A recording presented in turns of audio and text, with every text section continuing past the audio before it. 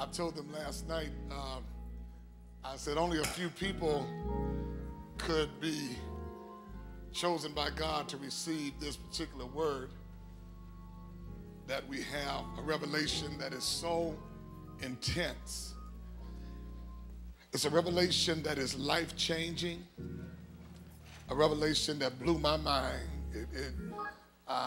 It was strange and funny, because when I came in Sunday morning at the early session, I was prepared to talk about, of course, the invitation to the higher dimensions of God. You know, I was sort of going to be a little theological as it related to the 14th chapter of Matthew and the 14th chapter of Luke as it relates to invites of Christ.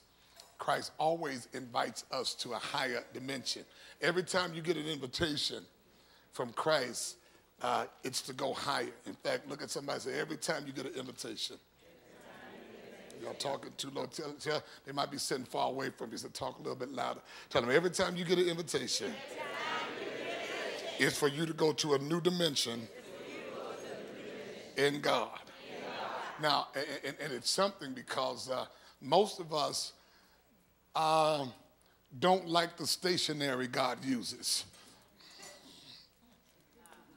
We don't like the invitation. We don't like coming to meet him and he's walking in storms. We don't like to meet him when we can't recognize him.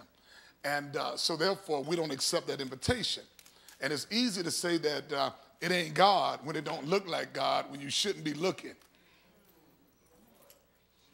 Yeah, you don't see God with your eyes. You actually see God with your ears.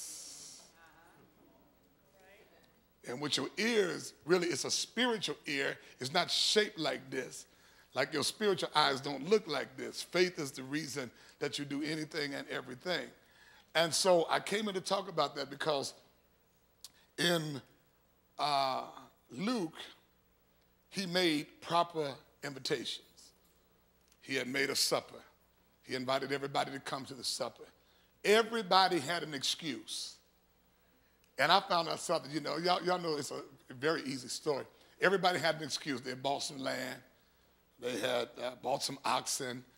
They had gotten married, you know, all kind of seemingly legitimate excuses. But it prompted insult to the one that was giving the invite because everything was ready for them. So then he sends out his servant to go and get the maimed and the lame and the blind and get those folk that would have normally not been invited and just bring them in. And he did that. When he brought them in, there were still empty seats. And then he says, now go out into the highways and the hedgeways and compel men to come till his house is full.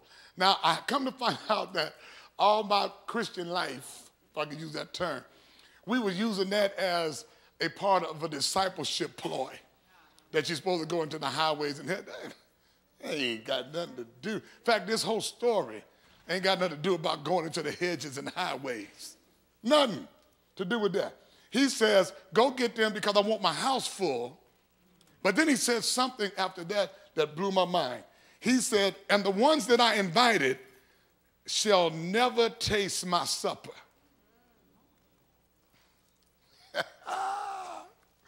The people that I gave invitation to shall never taste of my supper. And I said, what does that mean? He says, they will never have true communion with me.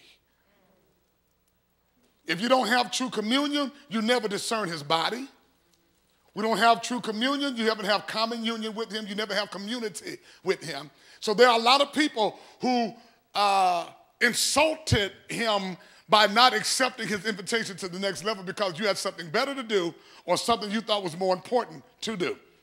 In Matthew, it's a storm he's walking on, but he's walking on the sea. And Peter, you know, all of them was afraid, but he said something. He says, be of good cheer, be not afraid, it is I.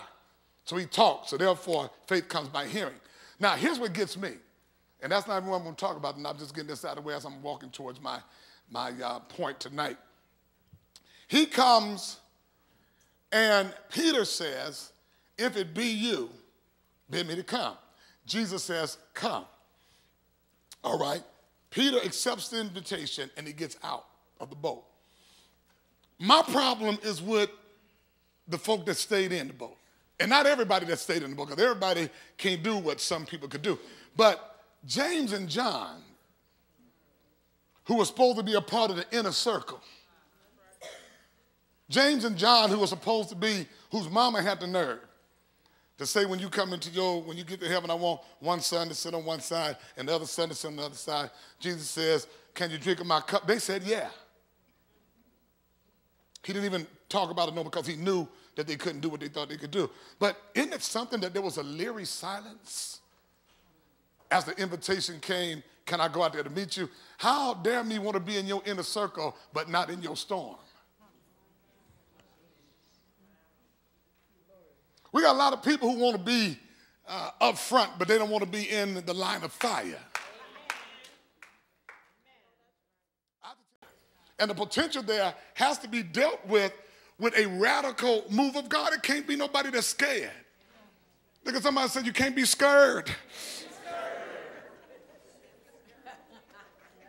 God had to start allowing me to see everything you did was a result of courage that you didn't even know you had. Could y'all imagine when God pushes you into areas that you've never been and you start working there? When he puts you out of your house or puts you out of your comfort zone and you